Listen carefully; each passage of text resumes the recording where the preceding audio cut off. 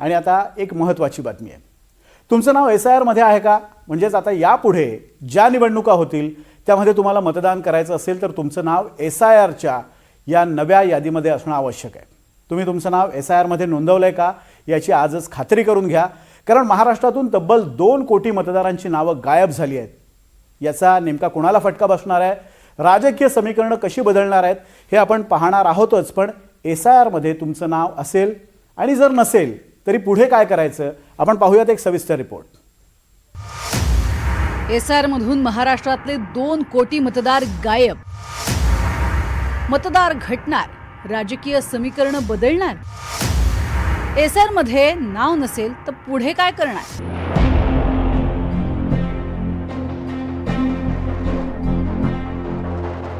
SIR म्हणजे special intensive revision, म्हणजेच मतदार यादीच्या पुनर्निरीक्षणाची मुदत आता संपली आहे आणि SIRची अंतिम यादी तयार झाली आहे. त्या यादीनुसार राज्यातल्या एकूण 9,78,54,049 मतदारांपैकी 7,69,52,262 मतदारांचं नाव SIR मध्ये आहे. मात्र 2,07,93,916 मतदारांची नावं SIR मधनं गायब आहेत. म्हणजेच 78.64% नावं ही यादीमध्ये आहेत, तर 21.25% नावं समाविष्ट नाहीयेत. विशेष म्हणजे महानगरांमध्ये SIR बद्दल उदासीनता दिसतेय. मुंबईतनं जवळपास 30 लाख, पुण्यातनं 29 लाख, नाशिकमध्ये जवळपास 6 लाख, संभाजीनगरात 6 लाख, नागपूरमध्ये 10 लाख मतदार गायब आहेत. SIR मध्ये आणखी नावं कमी होतील अशी भीती आहे. तसं झालं तर सरकार विरोधात आंदोलन करण्याचा इशारा काँग्रेसनं दिलाय. तर या सगळ्यात भाजपनं स्वतःचं सॉफ्टवेअर तयार केल्याचं रोहित पवारांचं म्हणणं आहे. कागद देणारे बहुतांश लोक कोण आहेत ज्याच्यावर आमचं ॲलिगेशन आहे ते भाजपचे कार्यकर्ते आहेत. आता भाजपने त्यांच्या सॉफ्टवेअरच्या मदतीने म्हणजे स्वतःचं एक सॉफ्टवेअर काढलेलं आहे.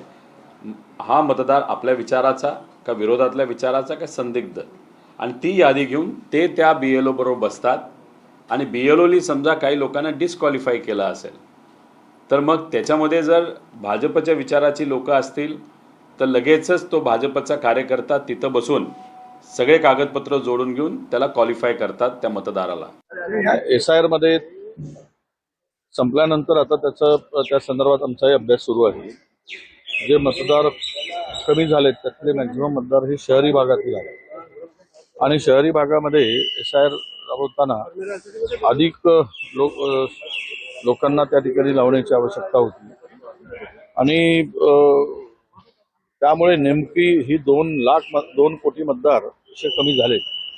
यामागे काय षडयंत्र आहे? कारण SIR जे पूर्वी पण SIR व्हायचे, पण या भारतीय जनता पक्षाचं सरकार आणि यांच्या मोदी सरकारने SIR करताना पर्टिक्युलर अल्पसंख्याक लोकांना टार्गेट करूनच हा SIR केला असा आमचा स्पष्ट आरोप आहे. कदाचित असं असेल की मेट्रो शहरामध्ये राहतात आणि गावी मतदान करतात, म्हणजे दुबार त्यांची एंट्री होऊ नये ही पण असू शकते. एका ठिकाणी त्यांनी मतदान नोंदलेलं असेल आणि त्यामुळं निवडणूक आयोग पुढच्या काळामध्ये जे 2 कोटी मतदाराचं पत्र भरण्याचं राहिलेलं आहे त्या गोष्टीबद्दल निश्चितपणे वेगाने कार्यक्रम चालवणार आहे.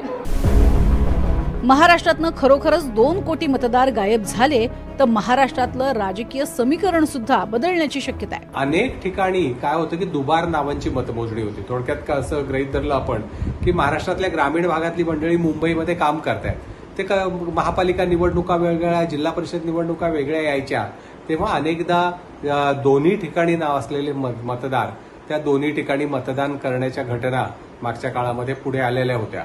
परंतु आता या SIR मुळे ही दुबार नावं पूर्णतः वगळली जातील. याशिवाय जे मृत मतदार आहेत, जे स्थलांतरित झालेले लोक आहेत, त्यांची नावं या यादीतून वगळली जाणार आहेत. त्याच्यामुळे बरेच मतदारांच्या याद्या फुगलेल्या आहेत त्या कमी होतील. ज्या मतदारांनी SIR मोहिमेत भाग घेऊन स्वतःच्या नावाची नोंदणी केली आहे अशा मतदारांची नावं SIRच्या यादीत आहेत.